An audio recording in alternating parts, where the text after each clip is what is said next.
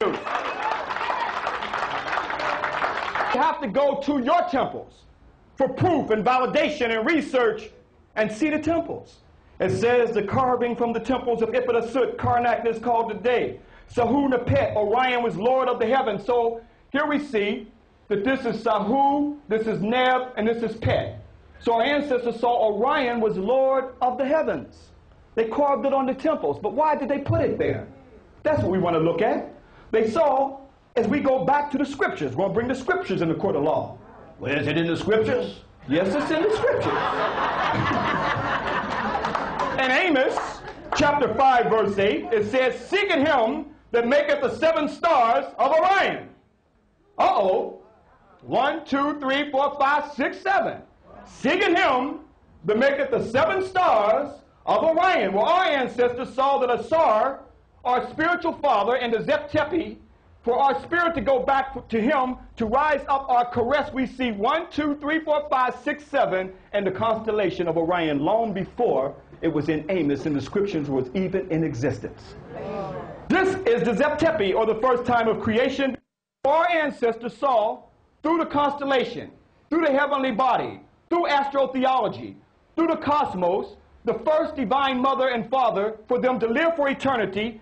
A set represented Sahu, called Ceres today, and Asar represented Orion. Our spiritual mother and father that we carved on the temples. Here we see the earliest story of Asar, who had an evil brother named Set. Many versions of the story, who got 72 conspirators to crucify him.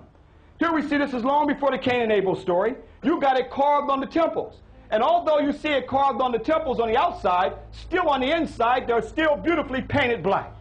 It's through this story of the union of Asar and Asar's resurrection, through the union of Asar and Aset, they have a holy child. It's told on the papyruses where the name paper came from. We see Tahuti, we did not worship animals, but Tahuti, the divine nectar, the messenger corresponding to Gabriel in the gospel, announces to the goddess Aset that she give a divine immaculate conception and virgin birth. So here you had this spiritual story where Tahuti came, who was a spiritual law, said Aset would have a holy child. This is long before Gabriel, the angel of the Lord, came through the back door and told Mary that she was going to have an immaculate conception. Now, our story was more spiritual because Tahuti gave the call, and Amun came to Asar and said that your wife Aset would have an immaculate conception. Now, I don't know about you, brother, but if your wife came to you and said an angel of the Lord in the back room came and said that she had an immaculate conception, I don't know if you go for it or not. I don't know. But that's belief. On these temples, right here, Dendera, at the temple of Het-Heru, let's go inside these temples, brothers and sisters, and going inside these temples, here we can see an ancient spiritual story where Asar, here we see he's born in a manger. But one of the things that I make sure of is that we get accounts that's not going to be revealed to tour groups who come through here. That's what I try to do.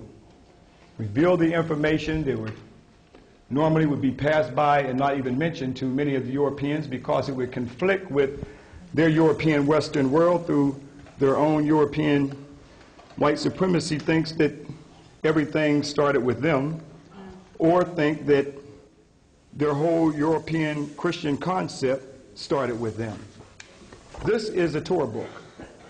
It's good to pick these little books up. And it's written by the Mormons. The Mormons who write these books. The Mormons. Okay? But the Mormons are heavily into Kemet. Now, this is a chapel. This chapel is where Heru was born, in a manger, at December the 25th. Okay. Now, here's the book. Let me read it. You have the book? That's page 18. Here's the chapel, right where you are. Is that the same chapel? Yes. Okay, you see where I have yellow there, right? Right. Okay, so let me read it.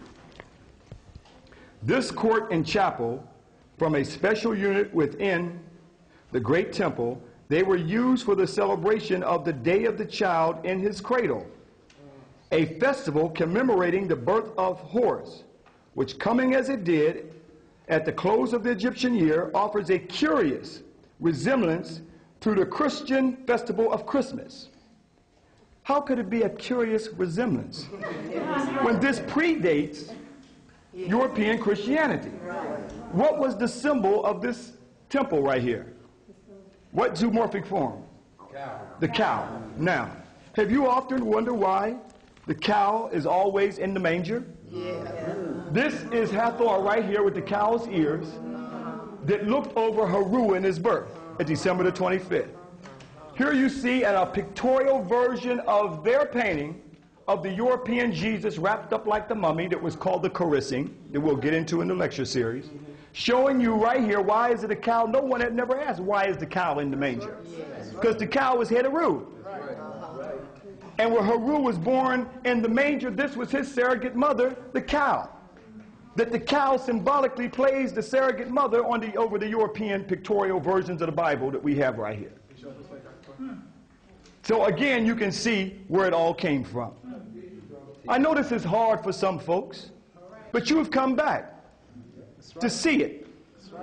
Not one group, by the thousands who come here, is getting this like you're getting it. Just like you, I came here, and the ancestors were speaking from these temples. Relieve us from religious persecution.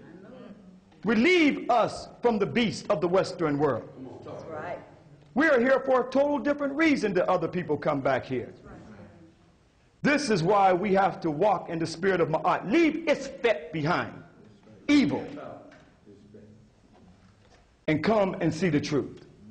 Now you see the cow Haru over the king horse that you see right here. That every king that was born, like Horus born in this chapel right here. Put this in your own mental court of law. Let's see all the evidence. And once all the evidence is presented, we can see where European Western version of Christianity copied from this. And judge it for yourself. You've heard their side of the story? Take time out and hear your ancestors' side of the story. We're not saying for you to believe it. But just like the court of law of Ma'at, let's put it on the Makaru. Let's put it in the witness stand of truth, justice, and righteousness on the square. And we want to hear the truth, the whole truth and nothing but the truth. And then judge it in this mental court of law. Now, the surrogate mother is Haru. Her symbol is a cow. Why the cow? Because she represented the great Mother Earth.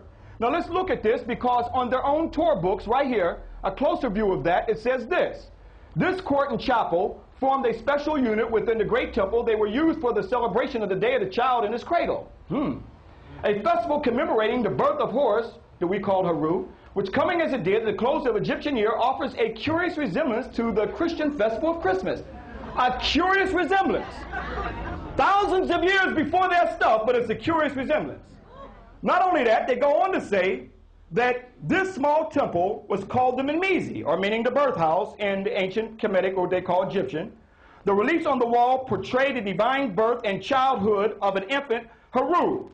Now here we see the rites which related to Horus, Osiris, Horus, the father, and his death. This is where we get the Father, the Son, and the Holy Ghost from. And this early trihood of Asar, Aset, and Haru, brothers and sisters. On these temples you see Haru. She was a Tanihisian, or what is known as a Nubian goddess that came up from the south. Why did they got Hathor, or Haru, that our ancestors called him, over the European Jesus? Is that animal worship going on in the manger? Let's go after this now.